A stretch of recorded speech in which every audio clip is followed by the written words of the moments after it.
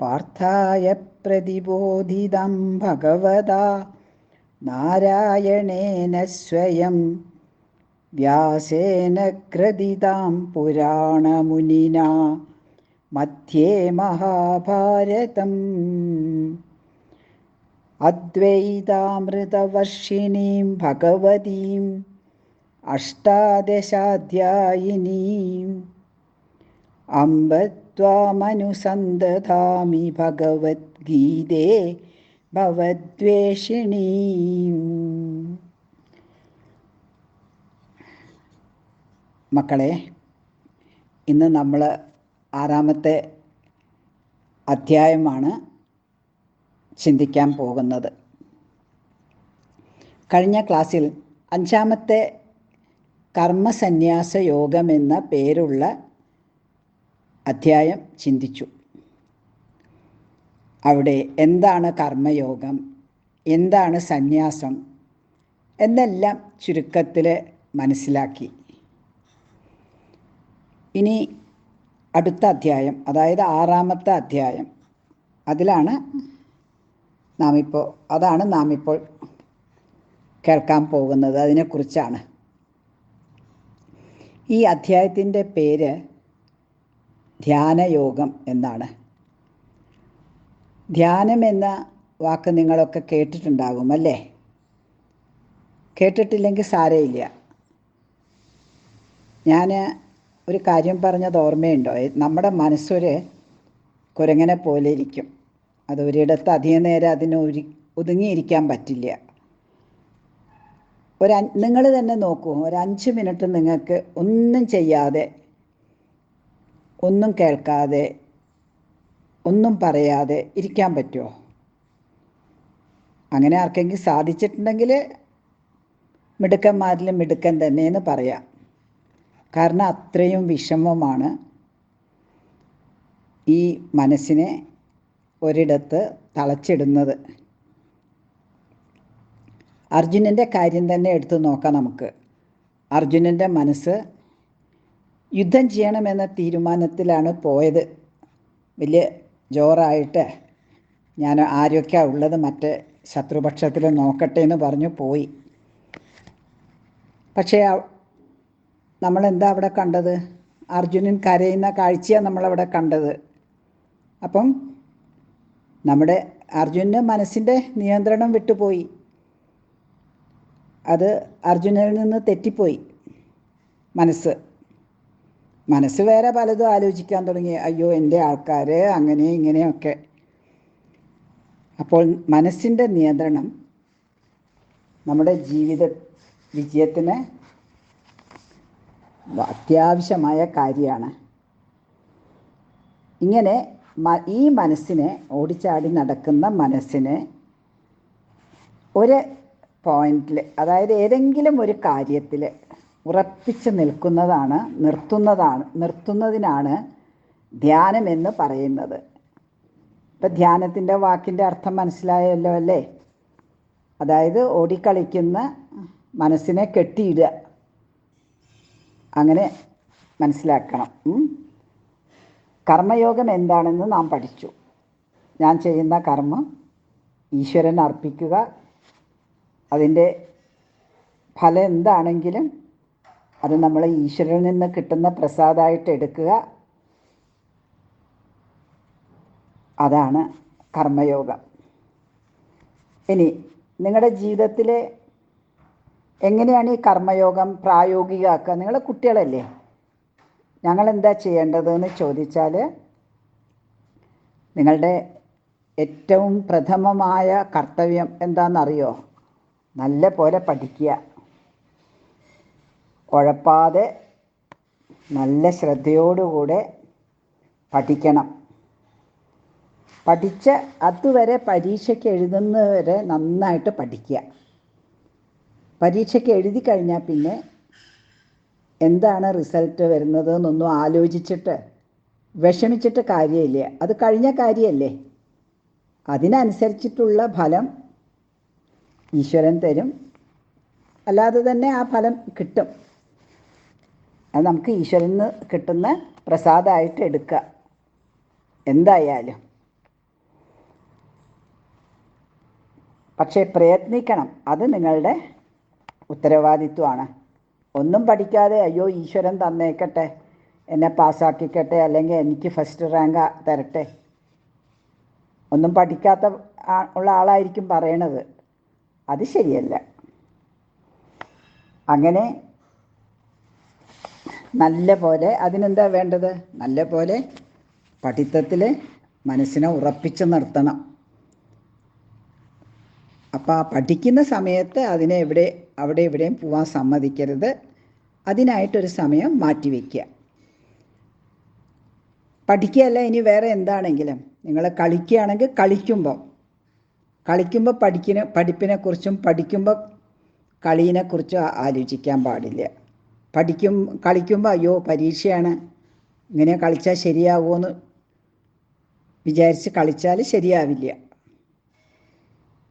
അത് പഠിക്കുന്ന സമയത്ത് ആലോചിക്കേണ്ടത്. ആ പരീക്ഷയാണ്, ഞാൻ പഠിക്കണം. അപ്പോൾ കളീനെക്കുറിച്ച് ആലോചിക്കാൻ പോകരുത്.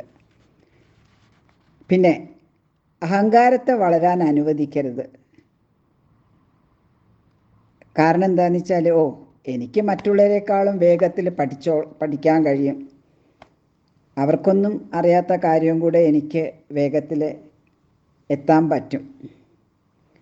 അങ്ങനെ ഈ മനസ്സിന് ഇങ്ങനത്തെയൊക്കെ ഉള്ള അഹങ്കാരം ഉണ്ടല്ലോ, അത് മനുഷ്യന് നല്ലതല്ല, ആർക്കും നല്ലതല്ല. അപ്പോൾ ഈ മനസ്സിനെ ഇങ്ങനെ ധ്യാന നിലയിൽ നിർത്തിയാൽ നമ്മളുടെ ഈ അഹങ്കാരവും നശിച്ചു പോകും. മനസ്സ് വളരെ ശാന്തമായി ഇരിക്കും. മനസ്സടങ്ങിയാൽ നമ്മുടെ അഹങ്കാരം കെട്ടടങ്ങും, മനസ്സ് ശുദ്ധമാകും. പിന്നെ അതിൽ വേണ്ടാത്ത വിചാരങ്ങൾ ഉണ്ടാവില്ല. ഇതൊക്കെ പറയാൻ എളുപ്പമാണല്ലേ? എന്നാൽ കുട്ടികളാകുമ്പോൾ തന്നെ നിങ്ങൾ ഇതൊക്കെ കുറച്ച് മനസ്സിലാക്കാനുള്ളതേ ഉള്ളൂ. അത്ര വലിയ വിഷമമുള്ള കാര്യമൊന്നും അല്ല പറയണത്. അപ്പോൾ ഇപ്പോഴേ ശ്രമിച്ചാൽ തീർച്ചയായിട്ടും നല്ലൊരു ജീവിതത്തെ നിങ്ങൾക്ക് കെട്ടിപ്പടുക്കാം. ഇവിടെ ഈ സന്ദർഭത്തിൽ ഭഗവാൻ അർജുനനോട് പറയണ വേറൊരു കാര്യമുണ്ട്. അത് നമ്മൾ ശ്രദ്ധിക്കണം. ആ ശ്ലോകവും നന്നായിട്ട് മനസ്സിലാക്കണം. ആ ശ്ലോകം എന്താണെന്നറിയോ? സംസ്കൃതം വാക്കുകളാണ്, കുറച്ച് ബുദ്ധിമുട്ടൊക്കെ ഉണ്ടാകും മനസ്സിലാക്കാൻ. അതൊന്നും കേട്ടിട്ട് പേടിക്കണ്ട, വായിക്കാൻ അറിഞ്ഞാൽ മതി. ഉദ്ധരേതാത്മനാത്മാനം നാത്മാനമവസാദയേത് ആത്മൈവ ഹ്യാത്മനോ ബന്ധുരാത്മൈവ രിപുരാത്മന. അതിൻ്റെ ലളിതമായിട്ടുള്ള അർത്ഥം നിങ്ങൾ മനസ്സിലാക്കിയാൽ മതി. ഹേ അർജുന, നിൻ്റെ ശത്രുവും മിത്രവും, നിൻ്റെ എനിമിയും നിൻ്റെ ഫ്രണ്ടും എല്ലാം നിൻ്റെ മനസ്സിലാണ്, ഒന്നും പുറത്തല്ല. കൗരവർ നിൻ്റെ ശത്രുവല്ല, ബന്ധുക്കളുമല്ല. അതൊക്കെ ആ വിചാരമൊക്കെ എവിടെയാണ് വന്നിരിക്കുന്നത്? നിൻ്റെ മനസ്സിലാണ്. അപ്പം നിൻ്റെ ശത്രുവും മിത്രവും നിൻ്റെ മനസ്സാണ്. ഇത് അർജുനന് മാത്രമുള്ള ഉപദേശമല്ല, നമുക്കൊക്കെ ഉള്ള ഉപദേശമാണ്. കാരണം മനസ്സെങ്ങനെയാണ് നമ്മളുടെ സുഹൃത്തായിട്ട് മാറുക? അടങ്ങി ഒതുങ്ങി ഇരുന്ന് ഏതിലെങ്കിലും കോൺസെൻട്രേറ്റ് ചെയ്യാൻ പറ്റുന്ന മനസ്സാണെങ്കിൽ ആ മനസ്സ് നിങ്ങളുടെ സുഹൃത്താണ്. അല്ലാതെ അങ്ങോട്ടും ഇങ്ങോട്ടും ഓടി നടന്ന് പല സ്ഥലത്തും തെണ്ടി കുശുമ്പും അസൂയയുമുള്ള ഒരു മനസ്സാണ് നിങ്ങൾക്കുള്ളെങ്കിൽ ആ മനസ്സ് നിങ്ങളുടെ ശത്രുവാണ്. അതുകൊണ്ട് തന്നെ പറയാണ്,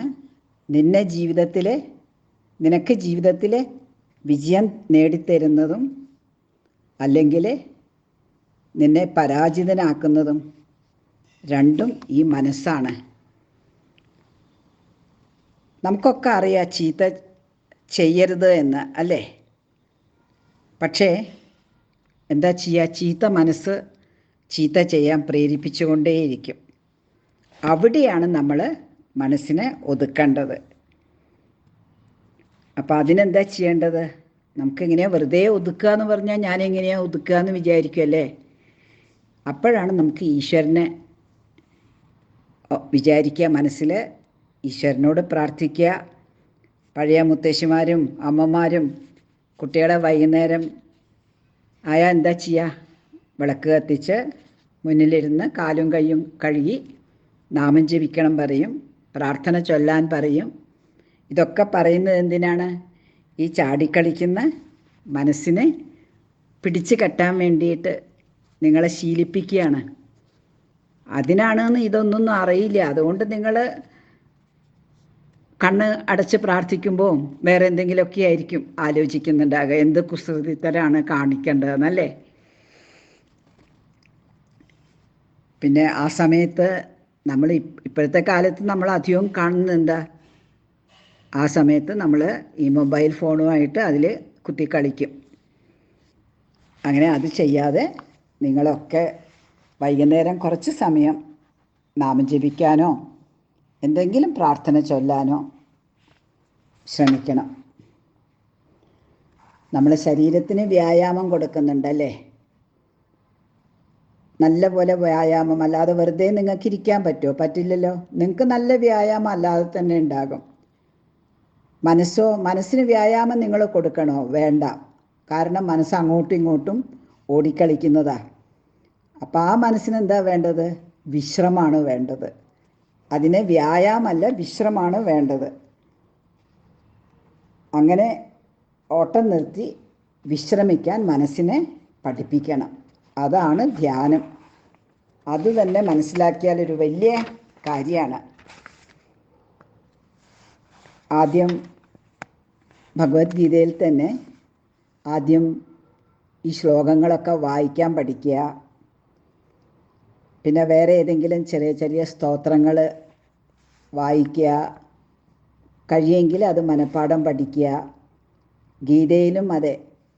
ഇതിൻ്റെ ഒന്നും അർത്ഥം അറിയണമെന്നില്ല. നിങ്ങൾക്ക് ഭംഗിയായിട്ട് വൃത്തിയായിട്ട് വായിക്കാൻ പഠിച്ചാൽ മതി. വൃത്തിയായി ചൊല്ലാൻ പഠിക്കണം. പിന്നെ ക്രമേണ അതിൻ്റെ അർത്ഥം അറിയാൻ താല്പര്യം വരും. അർത്ഥം അറിയുമ്പോഴത്തേക്ക് അത് കൂടുതൽ അതിനെക്കുറിച്ച് ചിന്തിക്കാനും പഠിക്കാനും തുടങ്ങും. അതാണ് ആദ്യം നിങ്ങൾ ഇങ്ങനെയൊക്കെ ഉണ്ട് എന്നുള്ളത് കേൾക്കണം. അതിനാണ് ഇപ്പോൾ ഇതൊക്കെ പറഞ്ഞു തരുന്നത്. മനസ്സിലായോ? അങ്ങനെ ഈ അധ്യായത്തിൽ ധ്യാനത്തിനെ കുറിച്ചാണ് പറയണത്. ധ്യാന സമയത്ത് എവിടെ ഇരിക്കണം, എങ്ങനെ ഇരിക്കണം, എന്തായിരിക്കണം നമ്മുടെ മനസ്സ്. അതായത് മനസ്സ് ക്വയറ്റായിരിക്കണം. അങ്ങനെ ചെയ്യുന്ന ആളുടെ ഭാവം എന്തായിരിക്കും, അങ്ങനെ കുറേ കാര്യങ്ങളൊക്കെ ഭഗവാൻ പറയുന്നുണ്ട്. നിങ്ങൾ ഇത്രേ അറിഞ്ഞാൽ മതി. അതൊക്കെ കുറച്ച് കഴിയുമ്പം ക്രമേണ വായിച്ച് മനസ്സിലാക്കാം. അപ്പം നിങ്ങളെപ്പോലെ തന്നെ അർജുനനും കുറച്ച് കുസൃതിയുണ്ട്. അപ്പോൾ ഒരു ചോദ്യം ചോദിക്കും, ഒരു കുസൃതി ചോദ്യം. എന്താണ്? അതാണ് ഈ 34-ാമത്തെ ശ്ലോകത്തിലാണ് ആ ചോദിക്കുന്നത്. ഭഗവാനോട് ചോദിക്കുക, നീ പറഞ്ഞല്ലോ മനസ്സ് വലിയ ബലവാനാണ്, അല്ല നീ പറഞ്ഞല്ലോ മനസ്സിനെ അടക്കണമെന്ന്. പക്ഷേ ഈ മനസ്സ് വലിയ ബലവാനാണ്, വലിയ ശക്തിയാണ് അതിന്. അത് അങ്ങോട്ടും ഇങ്ങോട്ടും പിടിച്ചഴിക്കുകയാണ് പല ചീത്ത ഇതിലും. അതിനെ നീ അടക്കണം എന്നല്ലേ പറഞ്ഞത്? അത് വലിയ കഷ്ടമുള്ള കാര്യമാണ് കൃഷ്ണ. കാരണം ഈ കാറ്റിനെ പിടിച്ച് കെട്ടാൻ പറഞ്ഞാൽ അത് പറ്റുമോ? അത്രയും ബുദ്ധിമുട്ടാണ് ഈ മനസ്സിനെ പിടിച്ച് അടക്കിയിരുത്താൻ. ഈ ചോദ്യമാണ്, അത് ശരിയല്ലേ? എങ്ങനെയാണ് പിടിച്ച് അടക്കി നിർത്തുക? എങ്ങനെ എനിക്കത് സാധിക്കുക? അതാണ് അർജുനൻ ചോദിക്കുന്നത്. അപ്പോൾ അർജുനൻ അത് വളരെ ഭംഗിയായിട്ട് അതിന് ഈ സംശയത്തിനൊരു മറുപടി പറയുന്നുണ്ട്. എന്താ അത്? ഹേ ബാഹോ എന്നാണ് അർജുനെ വിളിക്കുന്നത്. ഹേ അർജുന എന്നല്ല. എന്താ മഹാബാഹോ എന്ന് വിളിക്കാൻ? നീണ്ട കൈകളാണ് അർജുനന്. അപ്പോൾ വലിയ കൈകളോട് കൂടിയ ആൾ എന്ന നിലയിലാണ് മഹാബാഹോ എന്ന് വിളിക്കുന്നത്. ഹേ മഹാബാഹോ, നീ പറഞ്ഞത് 100% ശരിയാ. മനസ്സ് വലിയ ബലവാനാണ്, അതിനെ കെട്ടിയിടാൻ പറ്റില്ല. പക്ഷേ സാധിക്കും. എങ്ങനെയാ സാധിക്കുക? അഭ്യാസം കൊണ്ട്. അതായത് വീണ്ടും വീണ്ടും ആവർത്തിച്ച് ചെയ്യുക. അപ്പം നമുക്കൊരു ചെടി എന്തെങ്കിലും നല്ല ബുദ്ധിമുട്ടുള്ള സാധനം നമുക്ക് ഇളക്കാൻ പറ്റില്ല. ഒരു പ്രാവശ്യം നല്ലോണം ഇളക്കി നോക്കി വന്നില്ല, പിന്നെയും നല്ല പോലെ ഇളക്കി, പിന്നെയും പിന്നെയും പിന്നെയും അങ്ങനെ കുറേ പേര് ചെന്ന് ഒന്നിച്ചിളക്കിക്കൊണ്ടിരുന്നാൽ എന്താ ചെയ്യുക? കുറേ പേര് വേണ്ട, നമ്മൾ തന്നെ ദിവസവും അതിനെ ഇളക്കാൻ ശ്രമിക്കുക. അപ്പം എന്ത് പറ്റും? അവസാനം അത് ഇളകി വീഴും. അതുപോലെ മനസ്സിനെ കുറച്ച് കുറച്ചായിട്ട് ദിവസവും ഇരുന്ന് ആദ്യം അവിടെ ഇവിടെയൊക്കെ ഓടിപ്പോട്ടെ, ഒന്നും മിണ്ടണ്ട, എല്ലാം ഓടിപ്പോയ സ്ഥലത്തു നിന്നൊക്കെ പിന്നെയും പിടിച്ചു കൊണ്ടുവന്ന് കൺട്രോളിൽ വയ്ക്കുക മനസ്സിനെ. പിന്നെയും മനസ്സ് അതും ഇതൊക്കെ ആലോചിക്കും. അപ്പോൾ പറയാം, മനസ്സോട് തന്നെ പറയാം, അതൊന്നും ആലോചിക്കരുത്, തിരിച്ചു വന്ന് അനങ്ങാതിരിക്കൂ. അങ്ങനെ അങ്ങനെ അഭ്യാസം കൊണ്ട്, അതിനാണ് അഭ്യാസം. അതുപോലെ തന്നെ മനസ്സിനെ നമുക്ക് നിയന്ത്രിക്കണം എന്നുള്ള ഒരു വിചാരം വേണം. ആ വിചാരം ഒരിക്കലും പോവരുത്. ഞാൻ എന്തായാലും എൻ്റെ മനസ്സിനെ നിയന്ത്രിച്ചിട്ടേ ഇരിക്കൂ. ആ ഒരു വിചാരവും ദിവസവും ശക്തിപ്പെടുത്തണം അഭ്യാസേന. പിന്നെ വൈരാഗ്യം എന്നും കൂടെ ഭഗവാൻ പറയുന്നുണ്ട്. അതെന്താണെന്ന് വെച്ചാൽ അത് കുറച്ച് ബുദ്ധിമുട്ടുള്ള വാക്കാണ് മനസ്സിലാക്കാൻ. എങ്കിലും നല്ലതല്ലാത്ത കാര്യങ്ങളിൽ നിന്ന് വിട്ടു നിൽക്കുക, അതാണ് വൈരാഗ്യം. അതിലൊരു ഇൻട്രസ്റ്റ് ഇല്ലാതിരിക്കുക. ഇപ്പം എന്തെങ്കിലും മനസ്സിലായി അത് ശരിയല്ല, അപ്പം നല്ലൊരു കാര്യം വേറെയുണ്ട്. അപ്പം ആ ശരിയല്ലാത്ത കാര്യത്തിനെ പിടിച്ചുകൊണ്ടാൽ ശരിയുള്ള കാര്യത്തിൽ നിൽക്കാൻ പറ്റുമോ? ഇല്ല. അപ്പം ആ ശരിയല്ലാത്ത കാര്യത്തിനെ വിട്ടുകളയുക, അതിനാണ് വൈരാഗ്യം. ഈ വാക്കുകളൊക്കെ ഈ കൊച്ച് മനസ്സിൽ ഒതുക്കി നിർത്താൻ ബുദ്ധിമുട്ടാണ്. ഇത്രയൊക്കെ മനസ്സിലാക്കിയാൽ മതി. അപ്പോൾ ഭഗവാന്റെ ഉത്തരം ഞാൻ പറഞ്ഞു തരാം. എന്താ പറഞ്ഞിരിക്കുന്നതെന്ന് വെച്ചാൽ, അസംശയം മഹാബാഹോ മനോദുർനിഗ്രഹം ചലം അഭ്യാസേനതു കൗന്ദേയ വൈരാഗ്യേണ ച ഗൃഹ്യതേ. അത് കഴിഞ്ഞിട്ട് ഈ അവസാനത്തിൽ അർജുനനൊരു ചോദ്യം ചോദിക്കുന്നുണ്ട് ഭഗവാൻ കൃഷ്ണനോട്. ഭഗവാനെ, മനുഷ്യൻ എപ്പോഴാണ് മരിക്കുക എന്ന് അറിയില്ല, പക്ഷേ അതിനു മുമ്പ് അവർ ധ്യാനമൊക്കെ ചെയ്യുന്നുണ്ടാകും, പ്രാക്ടീസ് എല്ലാം ചെയ്യുന്നുണ്ടാകും. പക്ഷേ ഈശ്വരനിൽ അങ്ങനെ മുഴുകി ചേർന്നിട്ടുമില്ല. അപ്പം അങ്ങനെയുള്ളൊരു സമയത്ത് ആരെങ്കിലും മരിച്ചു പോയാലേ പിന്നെ അവർക്ക് ആ പ്രാർത്ഥന മുഴുമിക്കാൻ പറ്റില്ലല്ലോ. അപ്പം അവരെന്താ ചെയ്യുക? ഈ ഒരു ചെറിയ ചോദ്യം, ആ ചോദ്യത്തിൻ്റെ ആഴമൊക്കെ നിങ്ങൾക്ക് പിന്നെ മനസ്സിലാകും. അപ്പം ഇങ്ങനെ ധ്യാനിച്ചിട്ട് പ്രാർത്ഥിച്ചതുകൊണ്ടൊക്കെ എന്തെങ്കിലും ഫലമുണ്ടോ? അപ്പം ഭഗവാൻ പറയാണ്, തീർച്ചയായും ഫലമുണ്ടാകും. നിങ്ങൾ ഇപ്പോഴേ തുടങ്ങണം. അതുമാതിരി സദാ ധ്യാനിച്ചുകൊണ്ടിരിക്കണം.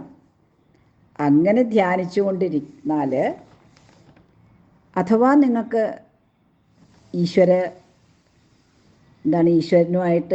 ഈശ്വരനിൽ അങ്ങനെ ലയിക്കാൻ പറ്റിയിട്ടില്ലെങ്കിലും നിങ്ങൾക്ക് നല്ലൊരു അടുത്ത ജന്മം, നിങ്ങൾ നല്ലൊരു സ്ഥലത്ത്, ഇതിനൊക്കെ സൗകര്യമുള്ളൊരു സ്ഥലത്ത് ജനിച്ച് വീണ്ടും ഇതേ ധ്യാനം നിങ്ങൾക്ക് തുടരാൻ നിങ്ങൾ തന്നെയായിട്ട് തുടരും. അതിന് ഭഗവാൻ ഈശ്വരൻ നിങ്ങളെ അനുഗ്രഹിക്കും.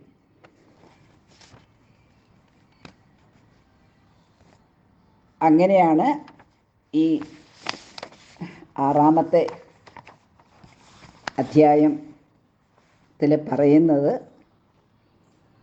അങ്ങനെ ഈ ആദ്യത്തെ 6 അധ്യായങ്ങളും ഇതോടുകൂടെ അവസാനിച്ചു.